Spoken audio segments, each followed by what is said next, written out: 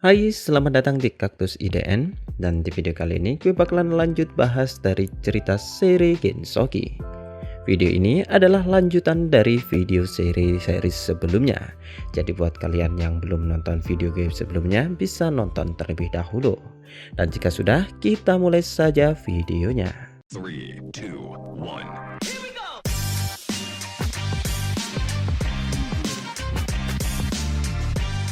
Ya, cerita dilanjutkan di sebuah penginapan di kerajaan Galar.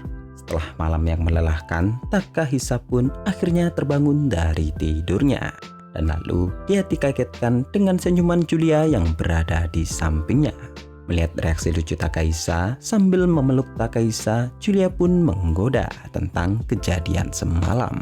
Merasa malu, Takahisa pun mencoba untuk sedikit menjauh dengan alasan dia belum mengenakan pakaian. Namun dengan sedikit godaan dari Julia, Takahisa pun akhirnya menerima pelukan dari Julia. Baik Takahisa dan Julia sekarang nampak terlihat bahagia. Dan kemudian di saat siang hari setelah makan bersama, Julia pun menanyakan tentang kondisi Takahisa. Yang lalu dijawab Takahisa bahwa dia bisa bertahan berkat Julia. Rasa bersalah setelah membunuh membuat mental Takahisa menjadi sangatlah buruk. Tetapi Julia meyakinkan Takahisa bahwa ini bukanlah salahnya. Selain itu, kematian Wakadana bisa disebut sebagai hukuman atas perlakuannya selama ini. Selain itu, Julia juga meyakinkan bahwa Takahisa tidak membunuh Wakadana, melainkan Takahisa menyelamatkan dirinya. Selama ini, Julia telah dipaksa untuk menjadi budak pelacur, membayar hutang yang tidak pernah dia pinjam selama ini. Bahkan hari-hari yang telah Julia lewati seperti tidak ada masa depan. Dalam angan-angan Julia selama ini, dia menantikan akan ada pangeran yang datang menyelamatkannya. Hingga akhirnya di saat Wakadana mati, Julia merasa akhirnya dia bisa bebas. Dan baginya Takahisa adalah pangerannya. Ya, sambil tidur di paha Takahisa, Julia pun terus melanjutkan ceritanya. Tetapi kali ini Julia mulai penasaran tentang siapakah Takahisa sebenarnya. Mengingat Takahisa berpenampilan seperti bangsawan kelas atas, namun Takahisa malah tidak mempunyai uang. Melihat wajah Julia, Takahisa kemudian memutuskan untuk mengungkapkan identitasnya, yang tidak lain bahwa dia adalah pahlawan dari kerajaan Sentostella. Mendengar identitas Takahisa, Julia tentu saja menjadi sangat kaget dan mulai panik untuk berbicara formal kepada Takahisa. Akan tetapi, Takahisa menyuruh Julia untuk bersikap seperti biasa. Terlebih mereka juga sudah bersama sepanjang malam. Ya, meskipun Takahisa tidak memiliki cara untuk membuktikan bahwa dia adalah seorang pahlawan, namun Julia ternyata langsung mempercayai dirinya. Tetapi di sisi lain, jika Takahisa adalah pahlawan, Julia pun bertanya-tanya mengapa Takahisa malah terlihat muram. Sambil membenamkan wajah Takahisa ke opai miliknya, Julia mulai menanyakan apakah Takahisa sedang di dalam masalah. Dan seingat Julia, Takahisa juga pernah mengatakan bahwa dia telah ditolak oleh orang yang disukainya. Mendengar perkataan Julia, Takahisa pun akhirnya mengakuinya. Yang lalu ditanggapi oleh Julia bahwa gadis yang menolak Takahisa pasti memiliki penilaian yang buruk. Dan dia pasti telah menyesal karena menolak Takahisa. Selama mengobrol, Julia terus menghibur Takahisa. Hingga akhirnya dia pun bertanya tentang apa yang akan dilakukan oleh Takahisa ke depannya. Yang ternyata Takahisa masih belum memutuskannya. Dan Takahisa juga tidak berniat untuk kembali ke kastil kerajaan Galar. Mendengar ini, Julia pun menyarankan untuk pergi ke suatu tempat yang jauh berdua saja dan kemudian menghabiskan waktu mereka sampai mereka berdua tua. Setelah memikirkannya sejenak, Takahisa pun setuju dengan saran Julia. Dan karena sudah diputuskan, mereka berdua pun akhirnya bersiap untuk pergi. Namun karena membutuhkan uang tambahan, Takahisa kemudian berniat untuk menjual bajunya. Karena baju yang dia kenakan sekarang terlalu mencolok jika digunakan di dalam pemukiman biasa. Namun karena Takahisa tidak terlalu mengetahui wilayah di ibu kota kerajaan Galar, Julia lah yang akan pergi untuk menjual baju Takahisa. Kemudian cerita berpindah lagi di pagi hari sekitar Takahisa dan Julia baru saja bangun. Saat ini, Sarah dan beberapa kesatria Charlotte tengah memulai pencarian Takahisa. Dikarenakan hujan semalam, jejak Takahisa menjadi sulit untuk dicari. Tetapi berkat indera dan roh kontraksara, pencarian masih bisa dilakukan. Namun, para kesatria wanita yang bersama Sarah menjadi cukup kaget ketika jejak Takahisa berada di distrik rumah bordil. Ya, karena Sarah sejak kecil berada di desa roh, dia tidak tahu apa itu rumah bordil. Tetapi, kesatria wanita lainnya yang mengetahui ini merasa cukup kecewa. Ya, mereka tahu bahwa Takahisa baru saja ditolak. Tetapi mereka tidak pernah berpikir bahwa Takahisa berada di tempat seperti ini. Ya, menurut pencarian dari bau Takahisa, dia sempat berada di gedung rumah bordil.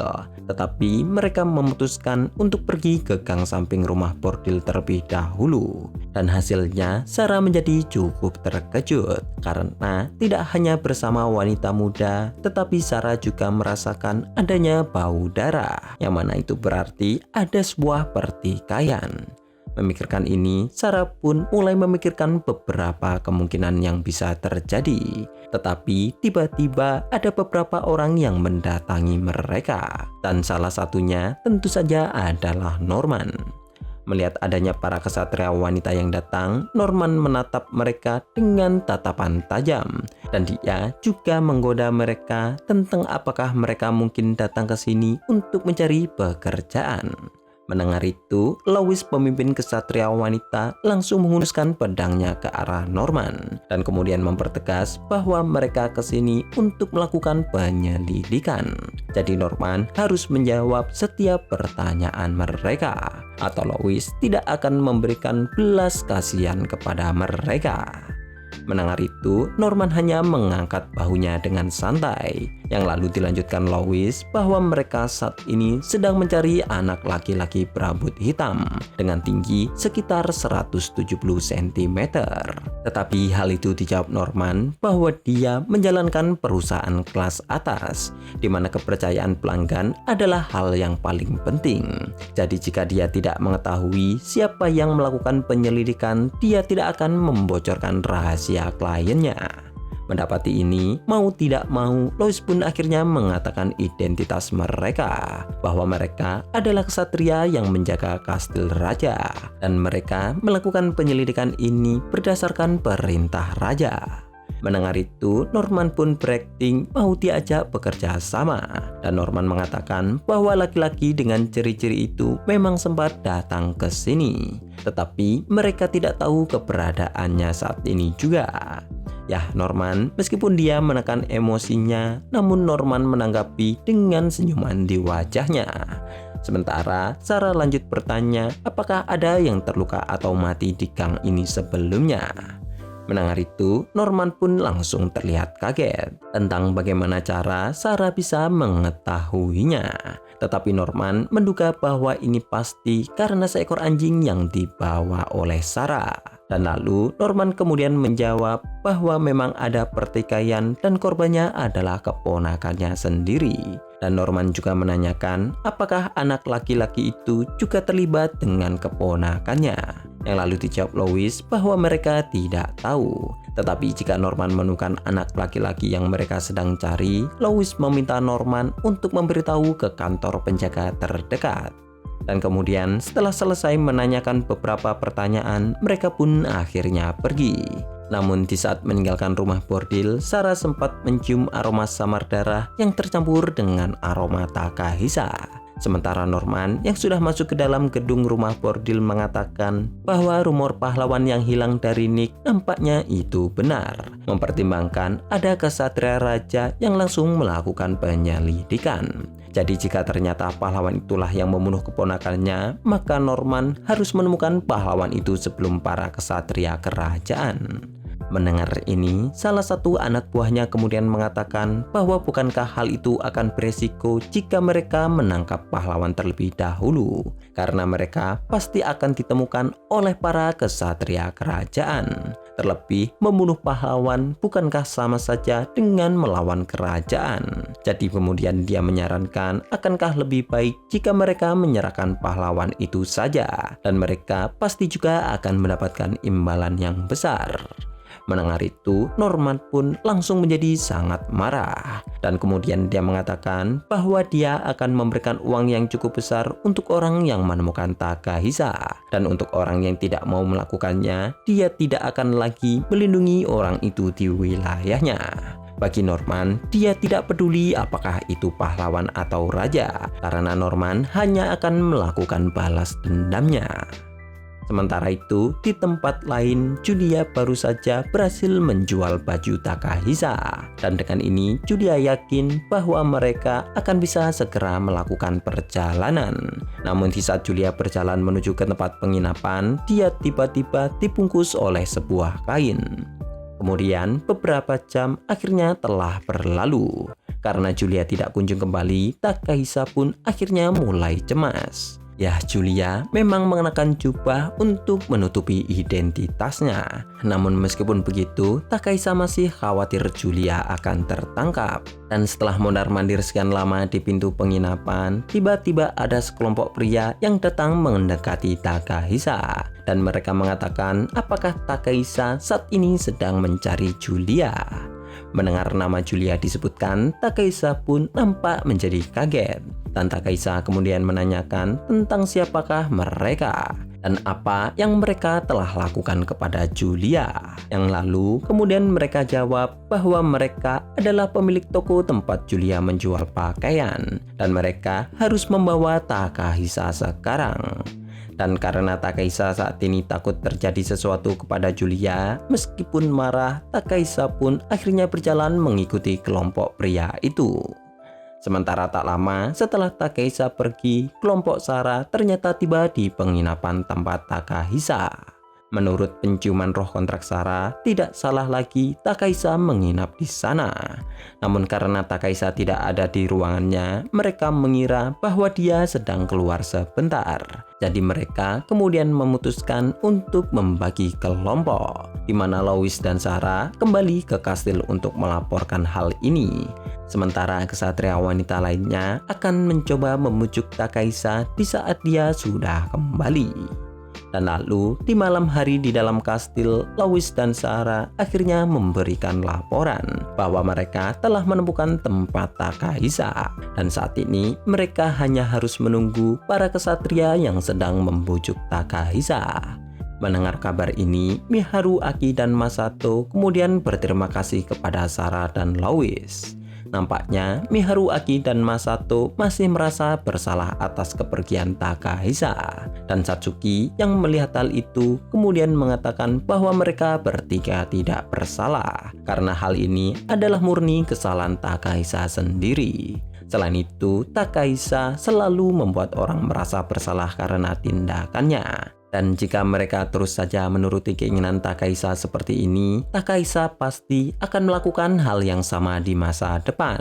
Jadi menurut Satsuki akan lebih baik jika mereka melakukan tindakan saat Takahisa sudah kembali. Mendengar ini, Charlotte dan Masato setuju dengan pendapat Satsuki. Karena dengan cara ini juga mereka bisa mendukung Takahisa supaya bisa berubah menjadi lebih baik. Namun tentang fakta bahwa Takahisa sempat bersama wanita di rumah bordil membuat Satsuki menjadi cukup marah. Tetapi memikirkan hal ini, Liliana merasa ada yang aneh. Karena sejak Takahisa datang ke dunia ini, dia tidak pernah memegang uang. Karena kerajaan sudah menyediakan semua yang dibutuhkannya. Ya, karena mereka tidak tahu dari mana Takahisa bisa membayar uang di rumah bordil, mereka kemudian memutuskan untuk menanyakan hal itu setelah Takahisa kembali saja. Kemudian cerita berpindah lagi di distrik rumah bordil. Saat ini Takahisa tengah diikat terlentang dan dia juga dikelilingi oleh Norman, Nick, dan beberapa anak buah lainnya. Takahisa tidak tahu dia di mana saat ini, karena saat dia dibawa ke sini, dia dibuat tidak sadarkan diri. Selain itu, Takahisa juga telah dipasangi dengan kalung penyegel sihir. Melihat ke arah Norman dan juga anak buahnya, Takahisa kemudian menanyakan tentang di manakah Julia. Namun Norman malah menertawakan Takahisa. Tetapi di saat Takahisa mengatakan bahwa Julia tidak terlibat dengannya, Norman pun menjadi cukup marah. Dan tanpa basa-basi, dia pun langsung menghajar Takahisa. Tidak hanya itu, sambil menjabak rambut Takahisa, Norman pun mengatakan bahwa perkataan Takahisa itu tidak diperlukan. Julia telah menyembunyikan keberadaan Takahisa yang telah membunuh keponakannya. Selain itu, pelacur yang melarikan diri adalah suatu pelanggaran berat. Tak lama setelah Norman mengatakan itu, anak buah Norman melempar Julia yang sudah terikat. Melihat Takahisa, Julia pun mulai menangis. Mata Julia sudah terlihat bengkak sejak tadi. Selain itu, tidak hanya pakaian Julia yang menjadi compang-camping bernoda darah, namun hidung Julia juga mengeluarkan darah. Melihat penampilan Julia, Takahisa pun berteriak ke Norman apa yang sudah dia lakukan kepada Julia. Sementara Norman mengatakan bahwa dia hanya membuat Julia supaya mengatakan keberadaan Takahisa.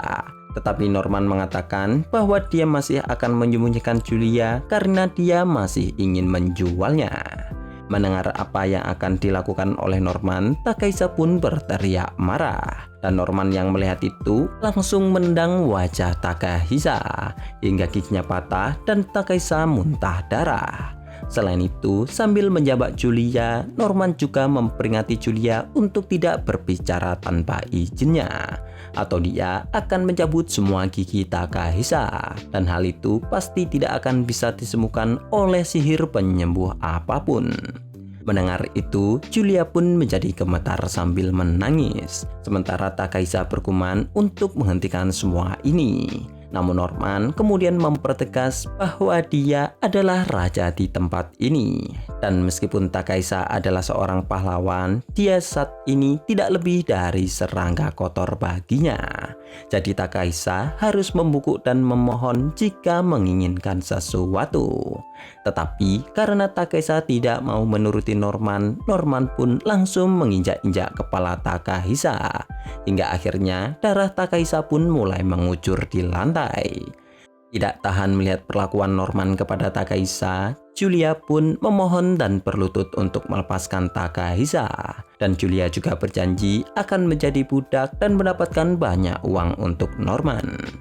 Melihat tindakan Julia, Norman pun melepaskan kakinya dari kepala Takahisa dan kemudian mengatakan bahwa dia akan mempertimbangkan permintaan Julia.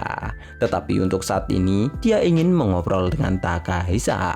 Jadi Norman kemudian memerintahkan anak buahnya untuk membawa Julia keluar. Sementara Norman yang masih bersama Takahisa langsung tertawa dan mulai menjambak Takahisa lagi. Dan Norman mengatakan bahwa Julia cukuplah bodoh jika berpikir Norman akan melepaskan Takahisa. Takahisa telah membunuh keponakan tercintanya. Jadi tentu saja Norman akan melakukan balas dendamnya. Tetapi sebelum melakukan itu, Norman memberitahu Takahisa bahwa dia akan membuat Julia menghasilkan uang sampai dia mati. Mendengar itu, Takahisa pun menggeliat dan mencoba mengeluarkan kekuatannya. Namun borgol sihir masih menahan kekuatan Takahisa. Dengan perintah Norman, para anak buahnya pun mulai memegangi Takahisa. Sementara Norman mengeluarkan belati sambil mencemooh Takahisa, di mana Norman mengatakan bahwa dia akan membuat Julia berpikir Takahisa masih hidup. Dan dengan harapan itu di kepala Julia, dia akan memperkerjakan Julia ke pelanggan-pelanggan gilanya. Antara tubuh Julia yang hancur atau mentalnya yang hancur, Norman tidak sabar untuk melihat itu. Mendengar perkataan Norman, Takahisa menangis dan mencoba untuk memberontak. Pikiran Takahisa yang dulu membenci pembunuhan kini akhirnya hilang. Dan jika seandainya dia bisa bebas, Takahisa pasti akan membunuh semua orang yang ada di sini. Akan tetapi dia tidak berdaya saat ini. Dan Norman kemudian secara perlahan menikamkan belatinya ke arah jantung Takahisa berkali-kali. Hingga akhirnya Takahisa pun tidak bergerak dan mati. Ya, cukup sekian dulu untuk video kali ini dan cerita akan dilanjutkan di video selanjutnya. Like jika kalian suka video ini, jangan lupa subscribe untuk mendukung channel and see you on other videos. Goodbye.